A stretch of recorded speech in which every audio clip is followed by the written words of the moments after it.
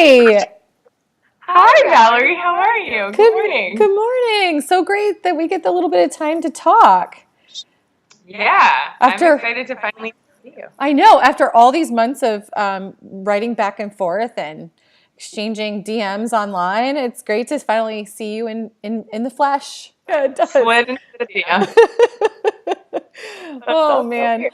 Anyways, well, let's get to know you a little bit. My name is Barbara Heller. I'm an artist and an educator, an actor and a writer, and I also teach kids and also moms Oh, fun. mindfulness.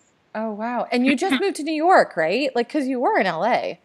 Yes, I was in LA for 15 years, and I just moved back to New York. I did go to college here. I went to NYU.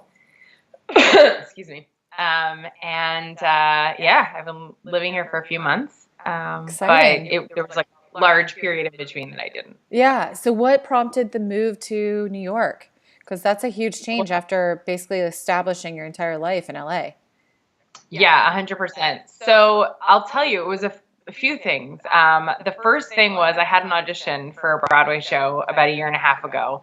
And I got off the train just for fun. It was a gift from a friend. And it's like a weird story of how it all happened. But I went up the steps of Lincoln Center and the clouds sort of parted. And it was like this beautiful, magnificent New York moment. And my heart was racing. And I was like, I'm getting older, but I'm not dead. And it was kind of like when I did my egg freezing, it was like, this is the time to do it. And so that was the A. And then the B part is that I'm very close with one of my rabbis. And he's, I'm very spiritual. And we talk all the time. I've known him for 17 years. Wow. And I remember for years, I would say, do you think I need to move to New York? Because there's just way more Jewish guys here. Yeah. And I'm looking for a Jewish man. I'm available. For the right person.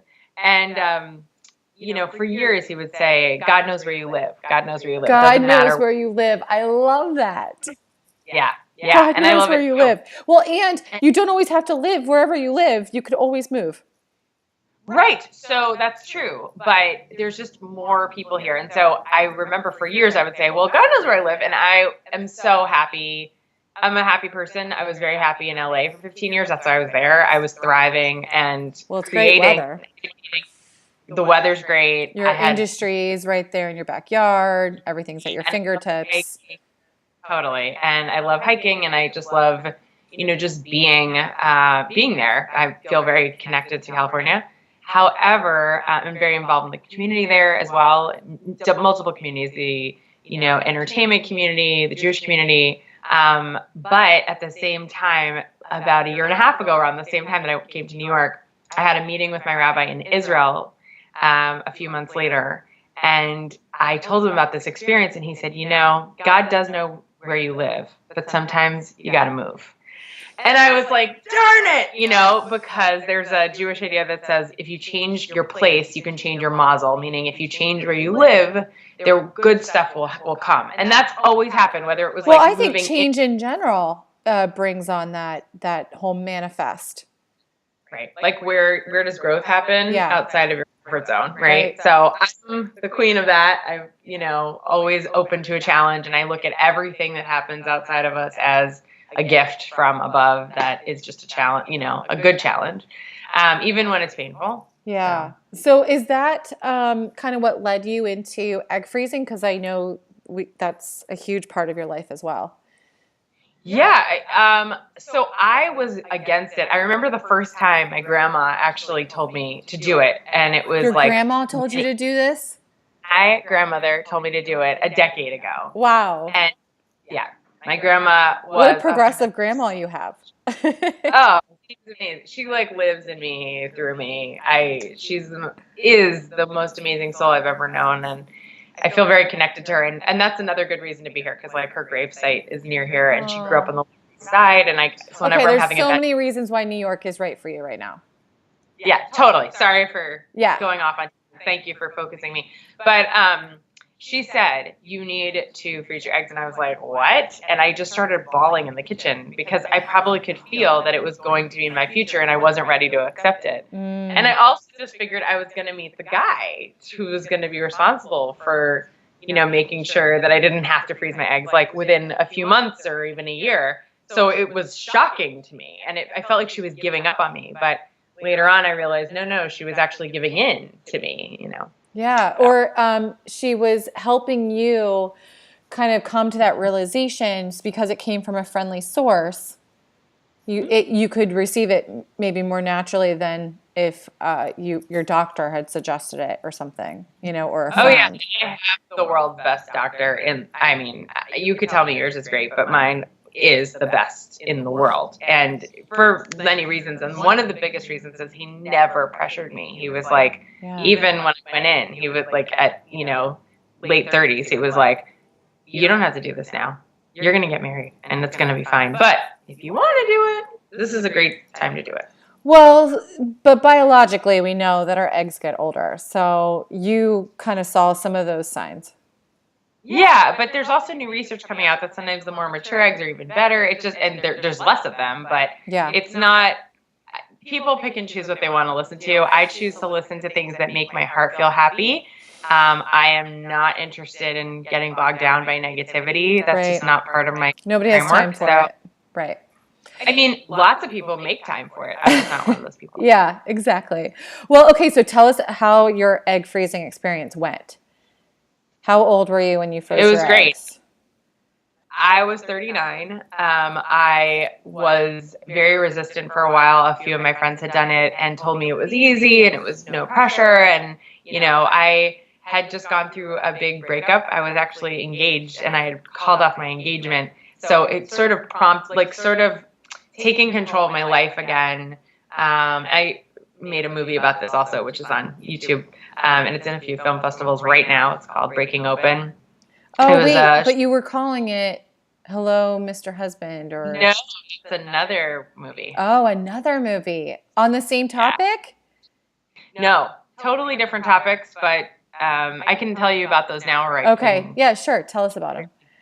So I have two films that are in film festivals right now as we speak. One is called Breaking Open, and it's about a girl who wakes up one morning and has butterfly wings growing out of her back.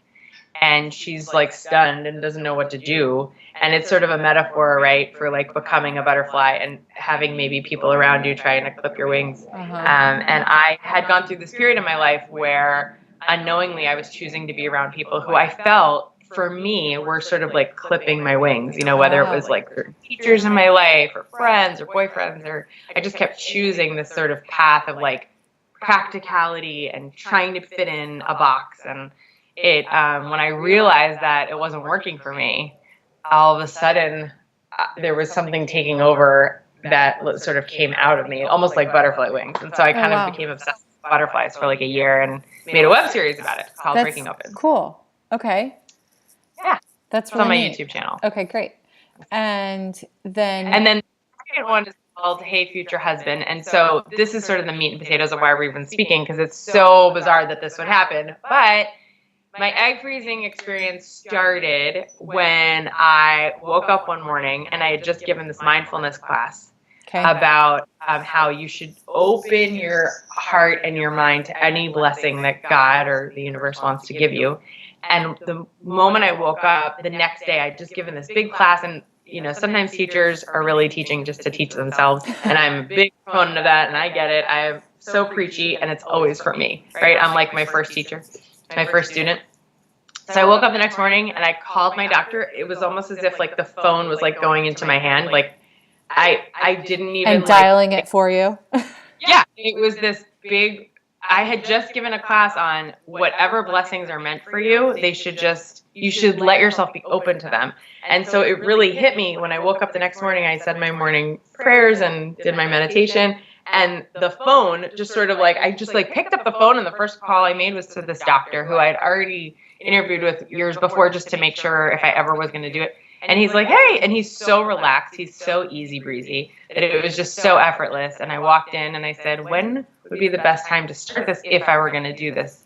And he said, why don't we start today? And I was like, okay. And so I went home, and I had never been on birth control before. I just chose to never, ever be on birth control. I took my first pill of birth control, and I was so upset that I even had to do it, because I am not against it for anyone else, just for my own body. I'm very like sort of drug free. I've never smoked pot. I've never done a drug. I've never even been drunk. Like I love life and the Yeah, highs yeah, and yeah. lows You of want to be present. I get it. exactly, and just healthy. So I don't want anything foreign in my body if I can control it. I mean, I'll have a gummy bear once, but I just try to be healthy. So when I put the pill in my mouth to regulate my cycle, I remember thinking like, I have to share this with my future husband. Oh. It was like conviction. So I picked up that same magic phone, that iPhone at the time. It was like a 5S or something. I don't remember what it was. And I opened up my video camera. Yeah. And I said, hey, future husband, I'm going into the doctor today to get my first blood work done. And I didn't say I just took birth control for the first time, because that would be awkward if I showed it to my future husband. That was the first. I was like, I just wanted him to be involved. Right. So the whole premise of the idea of the video was to record it and document it so he can be a part of it. Yeah, just for him. This was not going to be a movie. This was going to be a personal video vlog that I created for my soulmate, because I wanted it, made it so less painful and challenging for me. Right. It was like he was with you in spirit and could share the experience that you undergo, even though he wasn't there at that present moment. Yeah, in a physical form at that time. So, I mean, the only thing that separates all of us is time. That's really it. Yeah. Well, I really appreciated when you shared that doc series with me, because I actually picked up my own camera and recorded my second egg freezing as well. And I'm calling the series This is Egg Freezing because, well, partly the reason I did it was so others cannot be afraid about what is actually involved. Like, I think it's very interesting to hear your point of view on how birth control, what your thoughts were on taking birth control for the first time. And see, I guess working in the industry and being part of women's health for so long, birth control doesn't feel like putting chemicals in your body. It's more or less just like regulating your cycle, because that's what it does. But it is actually a medicine, and so are the drugs that we have when we freeze our eggs. I mean, that is absolutely chemicals, medical chemicals, whatever you want to say. But I guess I understand it more because, like, I'm actually doing a detox of all birth control, and I've been off for just a little over a year. And it's interesting, like, watching your cycles and monitoring your, like, hormone levels just, like, shifting and changing, and how you feel, like, feeling your body again after it's been kind of asleep, you know? Mm-hmm. So it's been an interesting opposite factor where I stopped taking all those things where you never started. And but I was also curious, wanted to ask, so when you were put on birth control, did they only suggest the pills? I mean, you could have done NuvaRing and it wouldn't have felt like you had to take something, or any other delivery methods? That was the only. Yeah, I trust him, and he said this is what I would recommend, and that was it. And I had a friend who was on I don't know if it was the ring or some other thing that she did, and it really messed her up. So I was very, very cautious and conservative about what I did. And he was like, this has the least effects. Just, it works wonders. Just take it. And well, it does work wonders for the fertility cycle. Like, it really does help regulate, so you can time, like you said, everything's about timing. So, yeah, interesting. Well, I mean, birth control is a very personal choice, and each person is affected completely different, and one person's experience doesn't mean it's going to happen to someone else. But, yeah, there's lots of different drug formulations. So, okay, so that kind of like launched, and then you just started keep recording every single day of your egg freezing cycle. Yeah, because it wasn't just about the birth control; it was the whole experience. It was the emotions, like.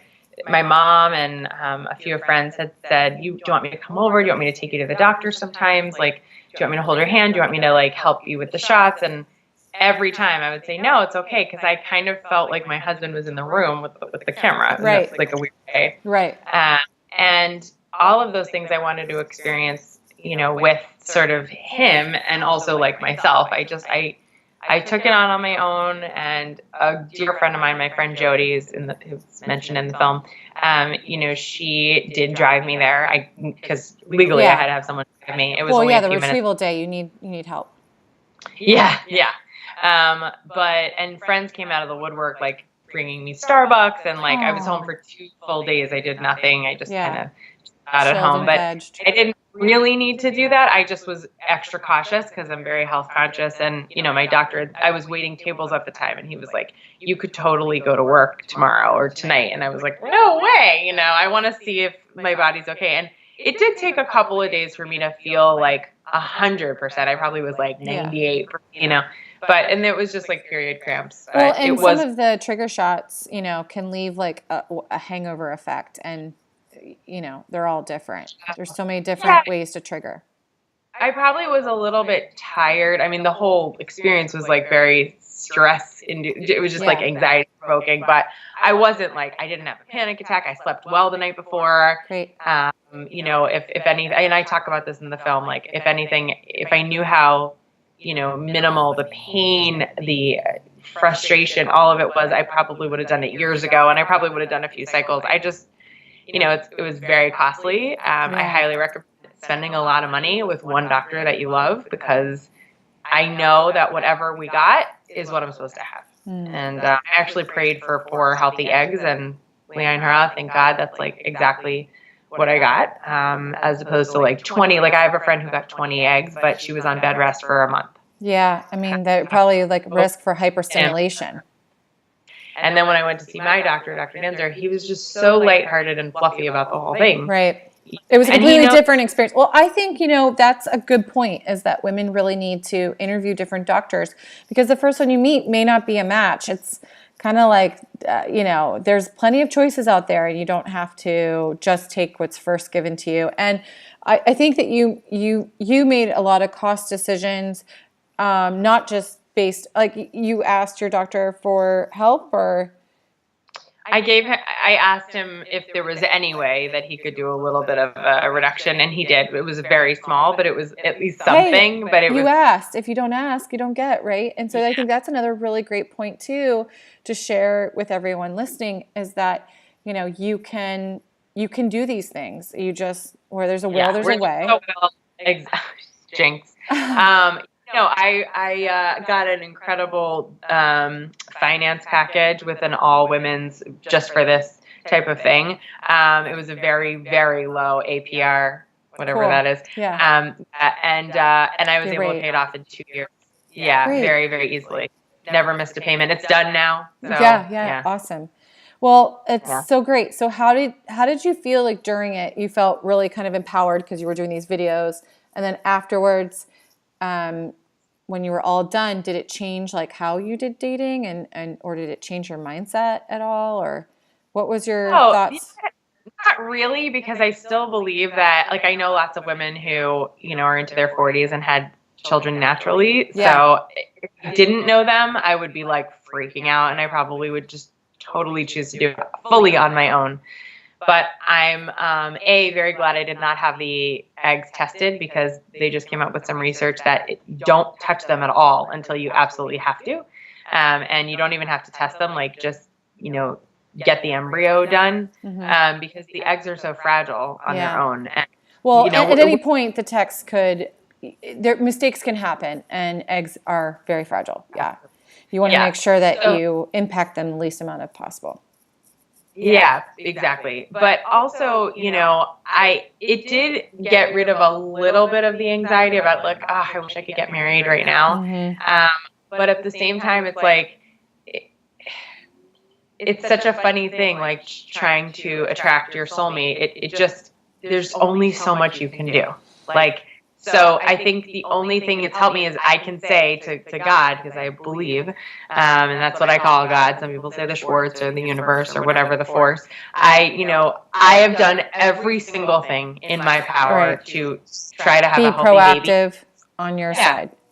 Except for having them on my own. But honestly, I don't really want to do it on my own. I have a few friends who've done it.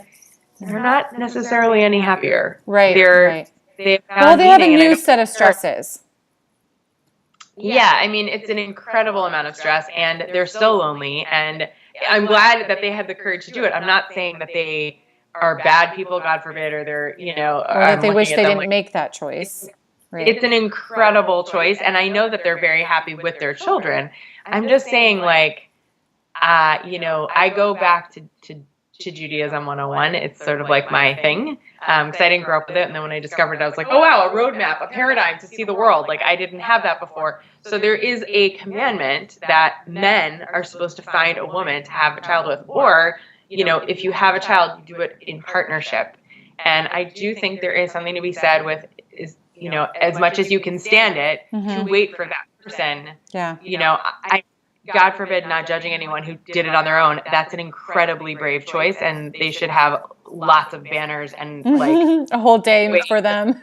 Yeah, dedicated just to them. It's incredible. Yeah. But I am I want my cake and I want everything. I want to be with a partnership forever, and that person I will be buried with. And there isn't a commandment to bury yourself with your children. It's your soulmate. So if I'm able to have children with that person, that would be amazing. If we can use the eggs that I harvested, amazing. Hopefully we'll get married and we'll have them naturally. Yeah. No, and then I completely echo and understand your perspective there, because I think I feel similar that, even though I've frozen my eggs a couple of times, I don't, like someone said, oh, why don't you just try to get pregnant now? And it's like, no, that wasn't the goal. That's not the mission that I'm on. And that's why I froze my eggs, so it could buy me some more time.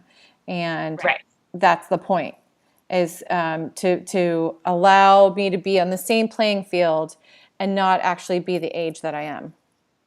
Yeah. I mean, yes and no. It's like, I agree with that. And I also want to support you and your delicate soul in the sense that, yes, you have to do everything in your power scientifically and, proactively, mentally, physically, spiritually to attract your person. And at the same time, there's a few wonderful things in this world that we don't have control over. I know, and that's you're right. You're right. But what I meant is I really echo your desire to do it with a partner. I think I know how much I enjoy having a mom and a dad and that partnership. And like, for example, my grandparents had their 70th wedding anniversary. My parents are on their 43rd, I think.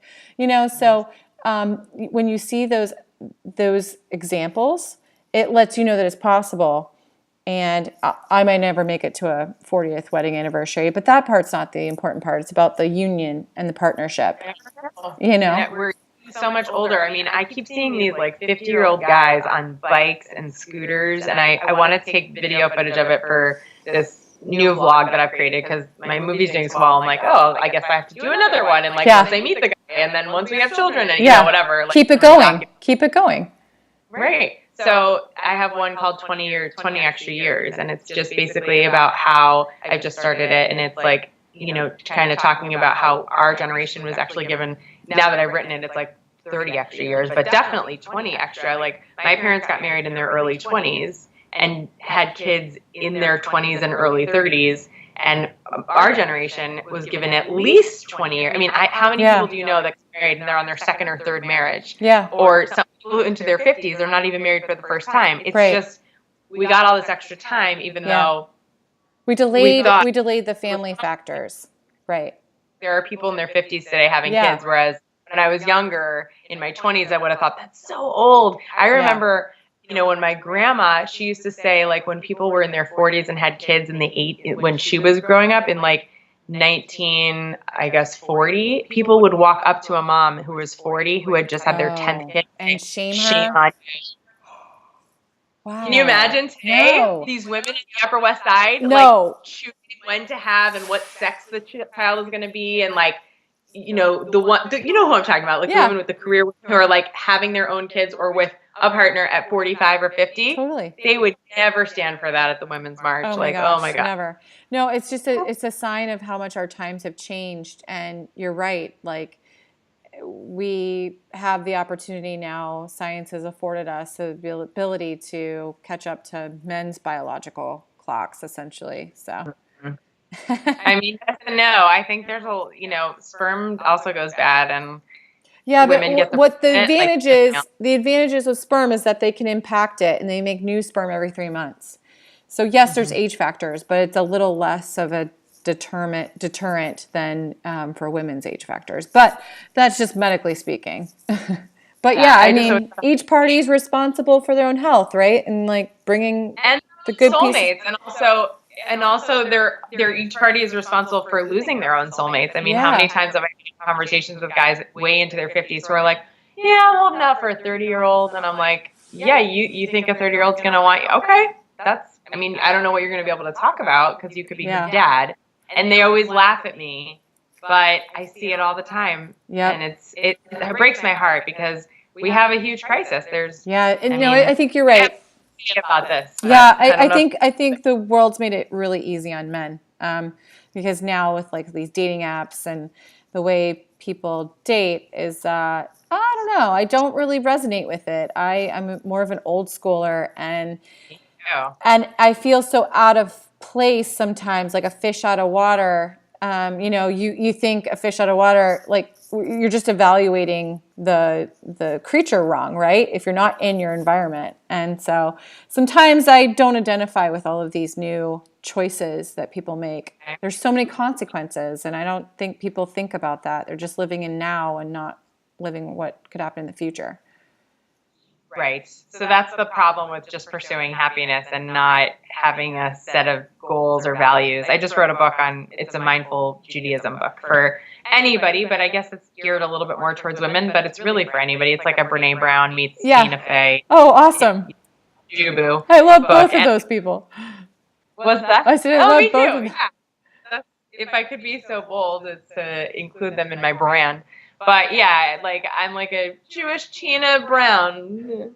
But yeah, I really, I love self-help books, and I tried to sort of codify and put in all the stuff I learned from mindfulness and Judaism and like creative training, and I put it in a book, and I'm really excited about it. What's that one It's based called?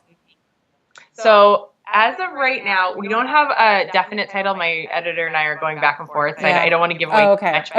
But it's coming out It's soon. okay. Yeah, it's basically based on the Jewish calendar. Oh, because cool. when I was growing up, I thought that I grew up as a total secular Jew in Boca Raton, Florida, which is like the lower Long Island. Yeah. And I grew up thinking that Thanksgiving and Christmas were the two most holy days of the year, even though I was Jewish. I didn't realize that like every single day in the Hebrew calendar, which is where actually astrology comes from. I never knew that before. I didn't know that either. I know Abraham.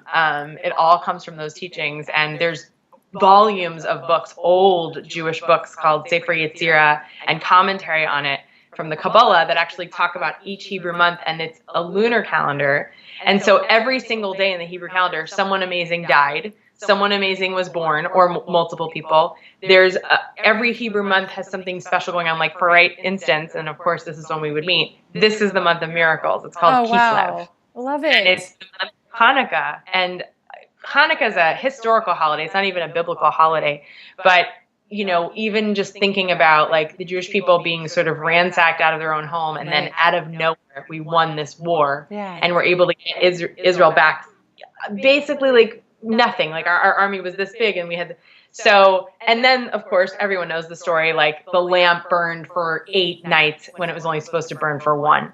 And I kind of liken that to my egg freezing experience because I'm gonna cry, but I look around and I just see so many people in pain, and I feel it. I feel it deep inside me. Like I have an Instagram account called Mindful Jewess with 1 L and 2 S's, and every morning I have a challenge in New York City. I did this in LA too, but I definitely am doing it here because people need it way more here, or at least on the outside. I say good morning to 25 people every morning. And a lot of the time I get especially in the beginning, like when I first started out but by the 10th person, people are like, good morning. I live in a beautiful Black neighborhood, and I love the people that live here. And there's so many spiritual people around, but the people who I fear for the most are in their 30s and 40s. Mm-hmm. They are so jaded. They have given up on their dreams. They are locked. They forgot about what love is. And so what is my book? When I talk about this, it's not just about the calendar. It's the wonderment of every day. We have the ability every day to make the world a better place or detract from it. Right. Or just impact the people that you're in touch with.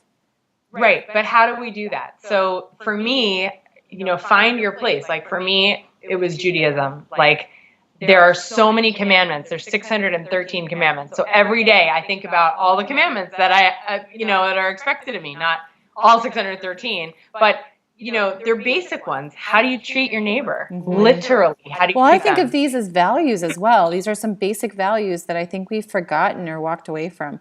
I mean, literally, we could talk all day. You are just such a fascinating person. And so much more than even what you can see online and on the screen. But I mean, I'm just blown away by just your tenacity, your outlook, your thinking patterns. Like it's remarkable. And whoever your future husband is super damn lucky. So, Well, my grandmother, who we talked about before, always used to say, whatever we see in another person, we have in ourselves. And if you echo that in me or you reflect that, that's just because you have all those qualities. So thank you for doing this and inspiring other people.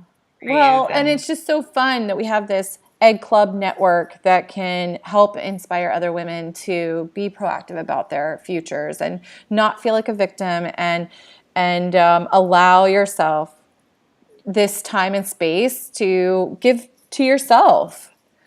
Yeah.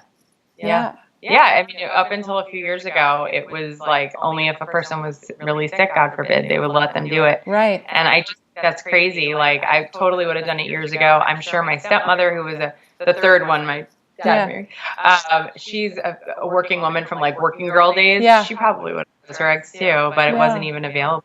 I know, and we were born at a time that was just so pivotal. Like, had we been born 10 years earlier, this wouldn't have been an option for us.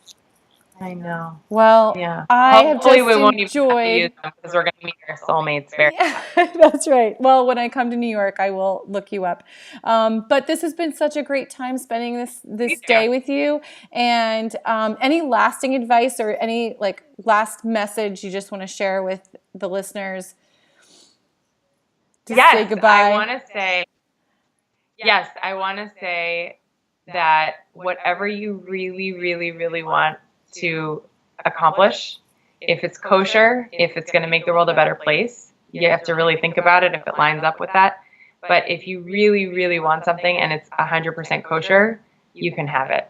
Mm-hmm. It might not be in the form that you thought, but it's coming. Mm-hmm. That's great advice. Well, thanks so much for your time today, and we'll be looking forward to all of your fun projects and everything that's coming up here in the future. Yeah, come to my website, barbheller.com. Everything's on there. You can find Instagram on both my pages, Barbie Heller, and also at Mindful Jewess. And please join my YouTube channel. I need viewers, and drop me a line. I'm always here. Okay. Well, bye for now. Bye. See ya.